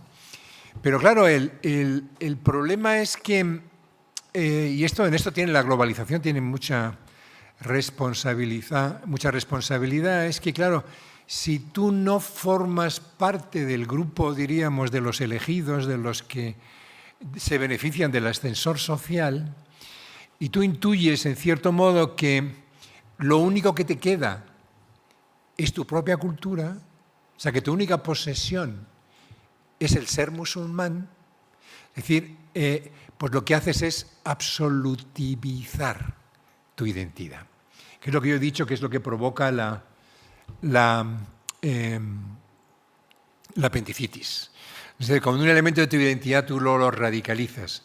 Entonces, claro, yo me acuerdo perfectamente, bueno, todos, o sea, aquí no hay, por desgracia no hay demasiado joven, pero todos nos acordamos por si puedo decir eso, de cuando los talibanes destrozaron los budas estos de Afganistán, que los volaron, ¿lo recordáis, no?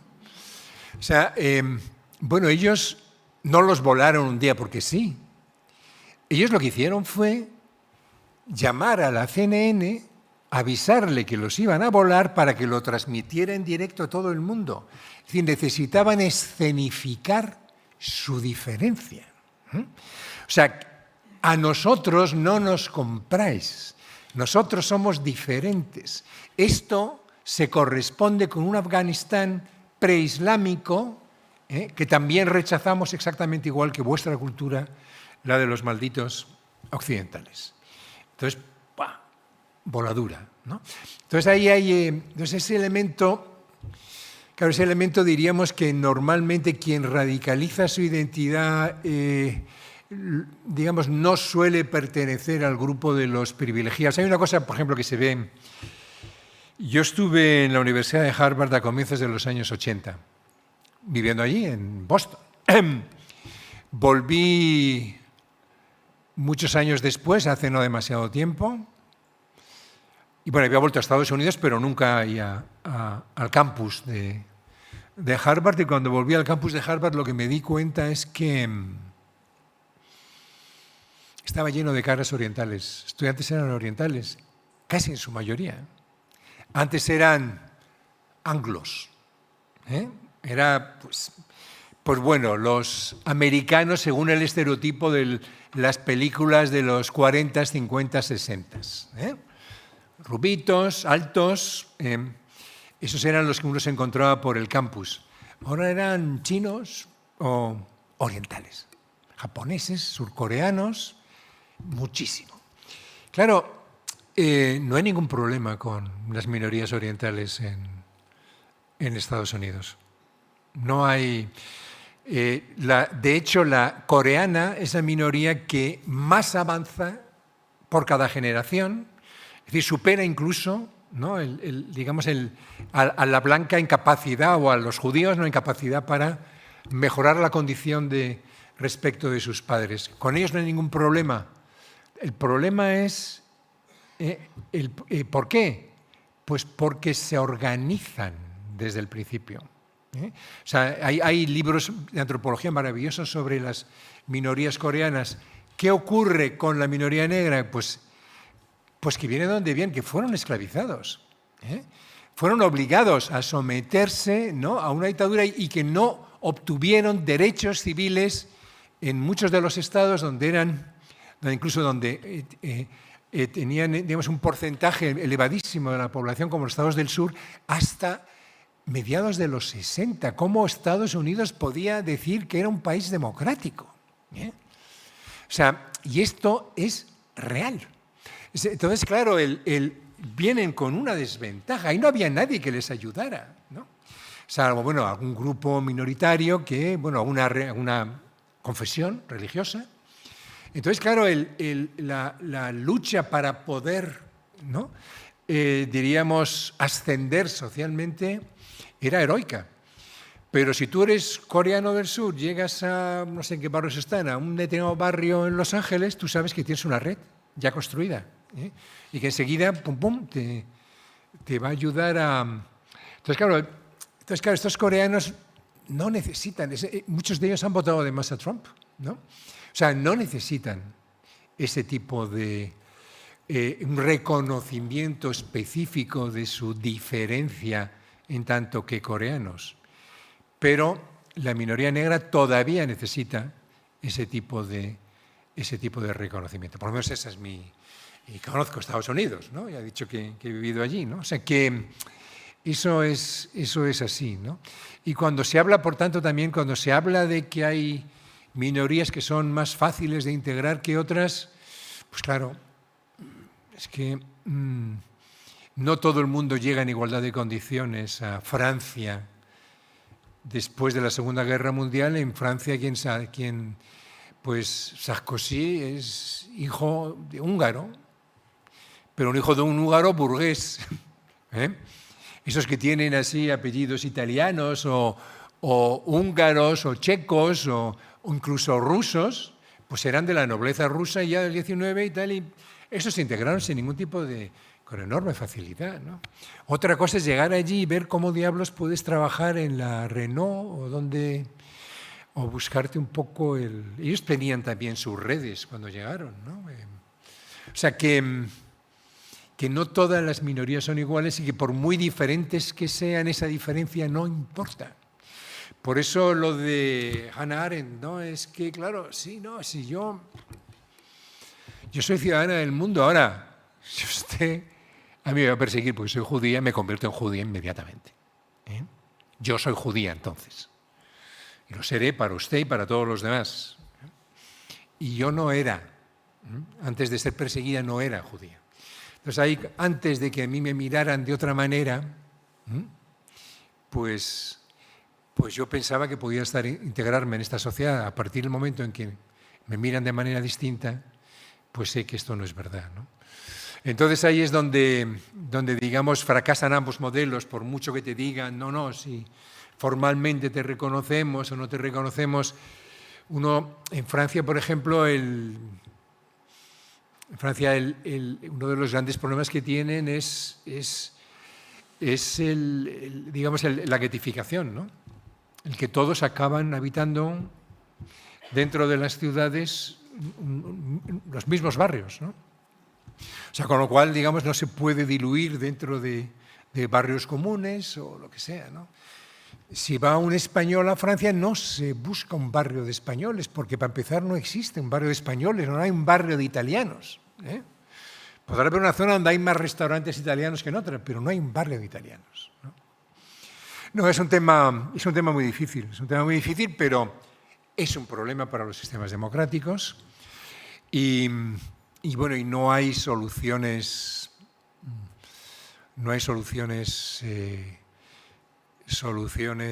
definitivas, sino que yo creo que hay que ir mothering through, como decía Hirschman, también para los conflictos de interés. Hay que saber que no vamos a encontrar nunca un mecanismo, no sé, aquí en esta misma mesa. Dijo una cosa muy interesante Mary Beard, que la invitamos a un coloquio aquí con algunos, como muchas caras ya me son familiares de que han estado otros años, con Antonio Muñoz Molina, y sobre el pasado, cómo interpretamos el pasado y todo lo demás. Y dijo una cosa muy importante, ¿no? No sé por qué salió el tema de la esclavitud en Roma y tal y cual, y no sé qué, y dice, sí, pero que era natural y todo lo demás. Sí, claro, como en toda la antigüedad y no sé qué, pero dijo una cosa importante, dice, pero ojo, muchos, por no decir la mayoría, de los esclavos que había en Roma eran pelirrojos, eran rubios, tenían ojos claros, eran galos o del Danubio que los llevaban allí y tal. O sea, no estaba asociado a una raza. La tragedia de la esclavitud es que encima está racialmente condicionada. O sea, es decir, que se une un elemento diferencial a una forma de opresión, ¿no?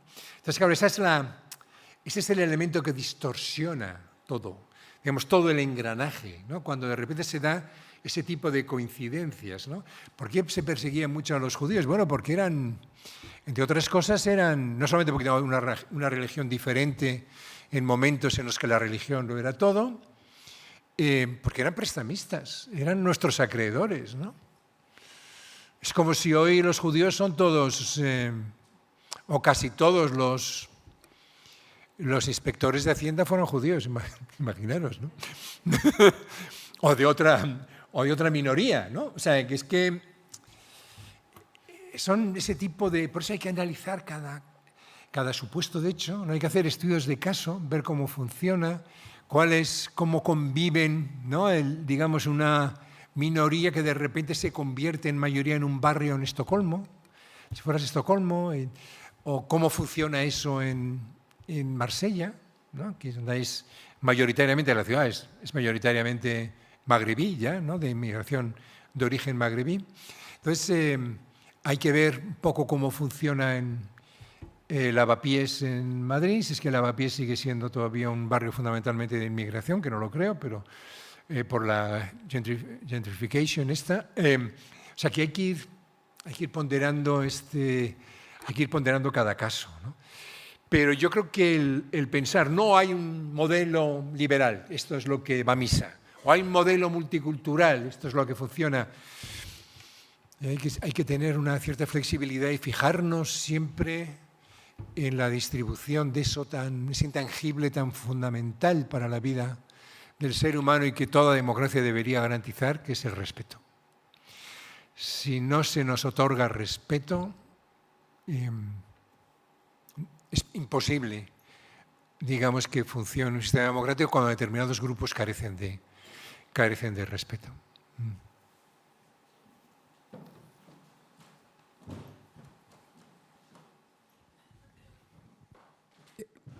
Te voy a hacer una pregunta que yo hace 15, 20 años me parece imposible que lo hubiese hecho mentalmente, en mi mente no me cabía. Pero voy a hacer la siguiente pregunta.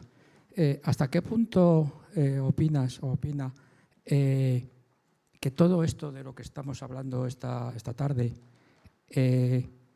puede hacer peligrar realmente a las democracias liberales de Europa, de Estados Unidos, de Canadá, de todos? O sea, ya no hablo de unos sitios en los que la democracia o es muy débil o ha sido muy débil, sino realmente de democracias, yo creo, fuertes, bastante igualitarias, relativamente justas, buscando mejor o peor, buscando la igualdad económica, social, de derechos. ¿Hasta qué punto todo esto que se está hablando esta tarde puede hacer peligrar realmente estas democracias? Hombre, yo creo que de hecho lo está haciendo, ¿no? Vamos a ver, el populismo nace de esto. En la última sesión vamos a dedicarla precisamente a esa conexión que hay entre populismo y políticas identitarias, ¿no? Y eso ya es un peligro, ¿no? Pero bueno, yo creo que los sistemas democráticos funcionan mal cuando parcelamos la ciudadanía, ¿no? Cuando hay ciudadanías de primera, ciudadanías de segunda, ciudadanías de tercera. Es muy importante, digamos, la democracia, el principio básico de la democracia. La gente siempre piensa cuando le preguntas, bueno, ¿y cuál es el principio fundamental de la democracia? Todo el mundo dice, la libertad. No, el principio fundamental es la igualdad. La igualdad de derechos políticos. Que todos, o sea, prueba de ello es que el voto de cada uno de nosotros vale lo mismo. Como puse en un libro, el voto de Einstein vale lo mismo que el de Paquirrín, ¿no? Que fue el único ejemplo que se me ocurrió en ese momento, o sea que es ya muy antiguo, ¿no? Y claro, eso, si perdemos de vista que por el hecho de que otro tenga un factor que lo diferencia, ¿no? Que tenga que ver con su sexo, que tenga que ver con su origen, que tenga que ver con su color, si hace que eso se debilite, digamos, eso que nos unifica, ¿no? Que es el vernos todos como ciudadanos iguales, entonces es cuando realmente el sistema democrático no es que sufra necesariamente, pero desde luego pierde calidad, ¿no? O sea, pierde capacidad para integrar a la sociedad, porque claro, una de las virtudes de los sistemas democráticos es que tienen mayor capacidad de integración porque admite más variedad, ¿no? De posiciones políticas, más variedad, digamos, de visiones del mundo y todo lo demás. O sea que, por tanto, esto sí puede... Ahora, por ejemplo, lo de Trump va a generar también una reacción identitaria por parte de muchos de estos grupos que ahora pues, van a sentirse preteridos, ¿no? La persona a la que designó como ministro el Hesek, este ministro de Defensa, o el equivalente a ministro de Defensa, despidió a un general de un prestigio, no me acuerdo ahora del nombre, se llamaba Miller o algo así, y prestigio mundial, vamos, dentro de la OTAN además lo conocía todo el mundo, y añadió que seguramente, porque él era de color, ¿no? Añadió que seguramente llegó a ser general, jefe del Estado Mayor y tal, por las políticas estas de promoción, ¿no? En este caso de minorías étnicas distintas, ¿no? O sea, te despiden y encima te insultan, ¿no? Es decir, que tú no estás ahí por lo que vales, sino porque te has beneficiado de este tipo de políticas, ¿no? O sea, que esto genera tensiones dentro de los sistemas democráticos, de la misma manera en que si tú te pasas a la hora de crear cuotas para minorías, cuando ya no es necesario, cuando ya no tiene sentido, pues entonces digamos que la gente a la que no dejas competir en igualdad de condiciones, entonces que puede ser, que forma parte de la mayoría, es lógico que también se rebele frente a este tipo de situaciones, que esto ha ocurrido mucho, por ejemplo, una de las... O sea, la falta de obligatoriedad ahora mismo de eso que se llama acción afirmativa en las universidades, que fue una sentencia del Tribunal Supremo, tiene mucho que ver con el hecho de que muchas veces las políticas estaban pensadas para grupos que supuestamente son preteridos, pues al final se beneficiaban miembros de estas minorías, pero que eran ricos, por ejemplo, ¿no? O que habían tenido muchas más oportunidades que la inmensa mayoría de quienes son representativos realmente de ese grupo, ¿no?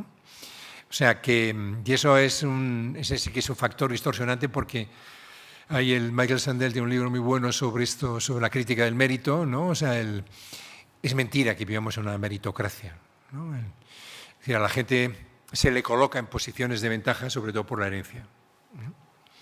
No por la herencia, por el dinero que tú recibes, sino por, digamos, el poder social relativo que tienen tus padres y, por supuesto, la riqueza, que es lo que te permite mayor facilidad para acceder a aquellas universidades que después te acreditan como estupendo, ¿no? O sea que ahí se hace trampas, digamos, en el este. Bueno, me piden que tengo que acabar. Bueno, ha sido un placer, pero bueno, seguimos. No se pierdan lo del lunes que viene, porque el profesor Wolfgang Merkel es un crack y de estos temas además sabe mucho, y además le dará un giro más precisamente desde la perspectiva de la democracia. Muchas gracias otra vez de nuevo.